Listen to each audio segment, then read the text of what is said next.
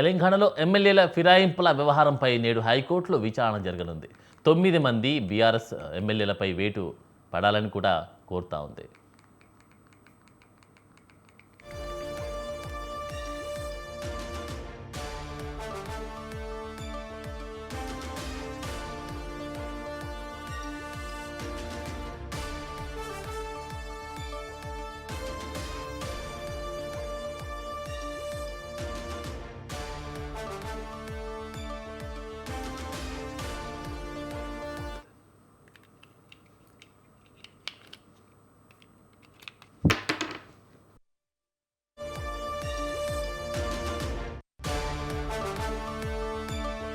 తెలంగాణలో ఎమ్మెల్యేల ఫిరాయింపుల వ్యవహారంపై నేడు హైకోర్టులో విచారణ జరగనుంది.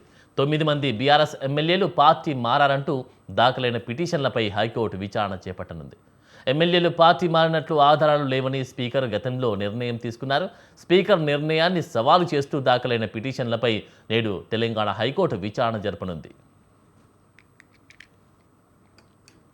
వీటికి ఇదే అంశానికి సంబంధించి తాజా అప్డేట్స్ మా ప్రతినిధి సవిన్ అందిస్తారు. సవిన్, తెలంగాణలో గత అసెంబ్లీ ఎన్నికల్లో బీఆర్ఎస్ నుంచి గెలిచి కాంగ్రెస్ పార్టీలో చేరినటువంటి 10 మంది ఎమ్మెల్యేల అనర్హత పిటిషన్లపై హైకోర్టులో విచారణ జరుగుతోంది. ఈ రోజు కూడా విచారణ జరగబోతోంది. ప్రధానంగా 10 మంది ఎమ్మెల్యేలు పార్టీ మారినట్లుగా ఎట్లాంటి ఆధారాలు లేవంటూ అసెంబ్లీ స్పీకర్ గడ్డం ప్రసాద్ కుమార్ ఇప్పటికే స్పష్టమైన తీర్పు ఇచ్చారు. ఈ నేపథ్యంలో హైకోర్టులో పిటిషన్ దాఖలైంది. ఈ పిటిషన్ ను జస్టిస్ అపరేష్ కుమార్ సింగ్ తో పాటు జస్టిస్ జిఎం మొహియుద్దీన్లతో కూడినటువంటి ధర్మాసనం విచారణ చేపట్టబోతోంది. మొత్తం 10 పిటిషన్లపై ఈ ఇద్దరు న్యాయమూర్తులు విచారణ జరపబోతున్నారు. ముఖ్యంగా పార్టీ మారినటువంటి ఎమ్మెల్యేలకు సంబంధించి బీజేపీ ఎల్పీ నేత మహేశ్వర్ రెడ్డితో పాటు బీఆర్ఎస్ ఎమ్మెల్యేలు జగదీష్ రెడ్డి, వివేకానంద గౌడ్, సంజయ్, పల్లా రాజేశ్వర్ రెడ్డి, అదేవిధంగా చింతా ప్రభాకర్, పాడి కౌశిక్ రెడ్డితో పాటు కేటీఆర్, ఇట్లా బీఆర్ఎస్ పార్టీ నేతలు ఎమ్మెల్యేలు వేసినటువంటి పిటిషన్లపై